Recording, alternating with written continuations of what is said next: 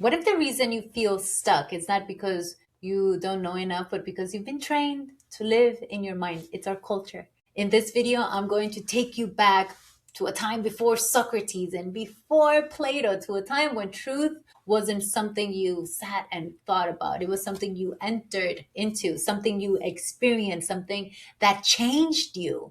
And as we go into this, I want you to notice something, which is your body.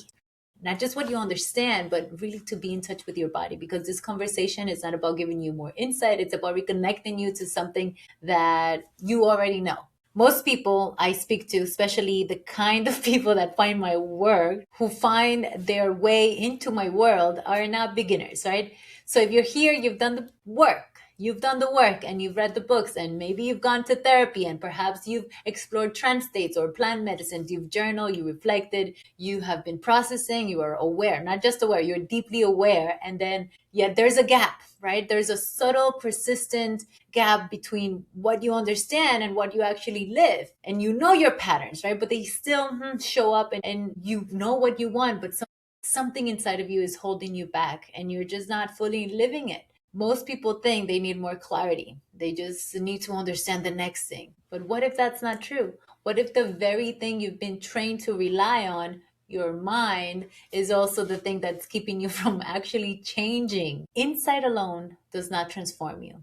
And I want you to really feel into that insight does not transform you, because you can understand your trauma and you can still react from it. You can explain your patterns in relationships and you still recreate them. You can talk about your purpose and what you want to do beautifully, but you still feel disconnected from it, because the mind can map reality, but it cannot replace direct experience. And what I'm speaking about here, it's not just personal. This is cultural. We live in a world that is obsessed with information and with content and with knowledge and with opinions and interpretations. And I love all of that, right? We are taught to reward people who can explain things well, who can articulate ideas, who can break things down. But very few people are actually connected to what's real, especially what's real to them. Very few people are grounded in their body, in their truth, in their direct experience. We have a world full of intelligent people who have been accumulating information but are disconnected from themselves. And this didn't happen randomly. There was a shift a long time ago that shaped how we relate to what we call truth today. Before philosophy became what we know as philosophy, before Socrates began questioning everything, and before Plato turned everything into systems and ideas, there were humans who related to truth in a completely different way. They didn't sit around thinking about reality. They entered altered states.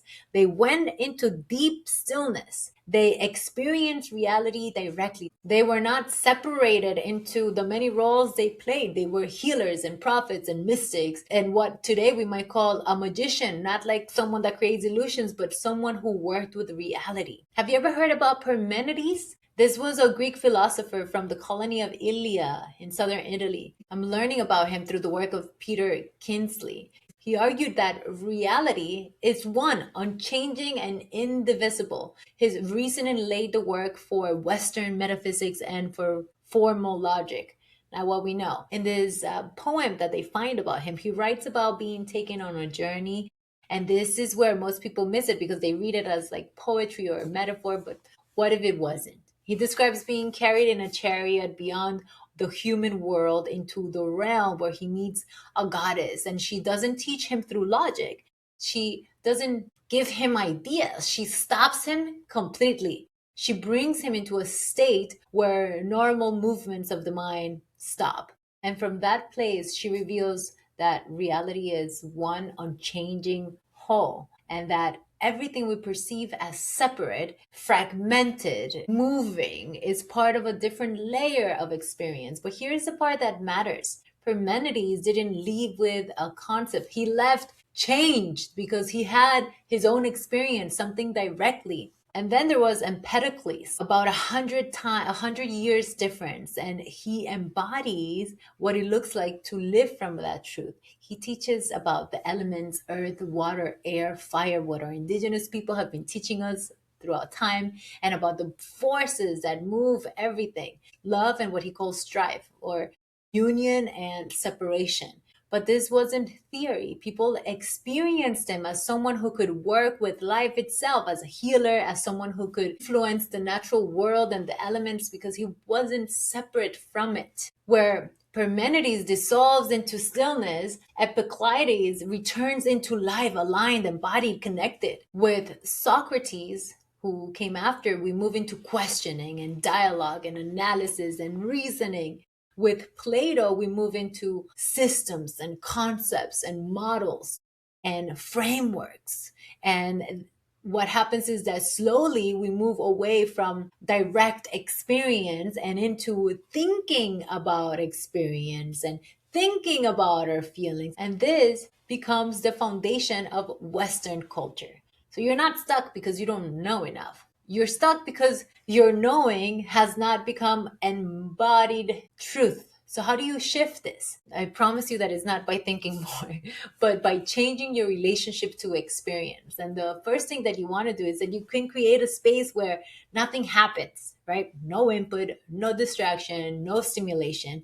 And you just let yourself be. Let your system slow down. This is important because if your body is in protection mode, you will naturally default to thinking. You also want to stay when it gets uncomfortable. This is where most people leave right before real change happens. Allow yourself to be in your body, meaning you send your attention to your body. When you feel something, avoid trying to override it with thinking. Stop trying to fix what you feel. Let it be there without turning it into a story. Let the truth reorganize your life. This tends to be the hardest part, acting from what is real, even when it disrupts everything that we know is familiar.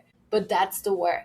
If you've been doing the work and something still isn't landing, this is the shift from thinking to being, from awareness to embodiment. And this is not something you do alone because we meet ourselves in relationships. If you're ready to have a real conversation about what is actually true for you right now, I invite you in, not to perform, not to try to fix your state or to optimize, but to just tell the truth. You can reach out to me or you can just book a call down below because this is not something you figure out. This is something that you become open to, available to. Thank you. And if this video was interesting to you, please subscribe so you can get notifications for weekly videos. Thanks.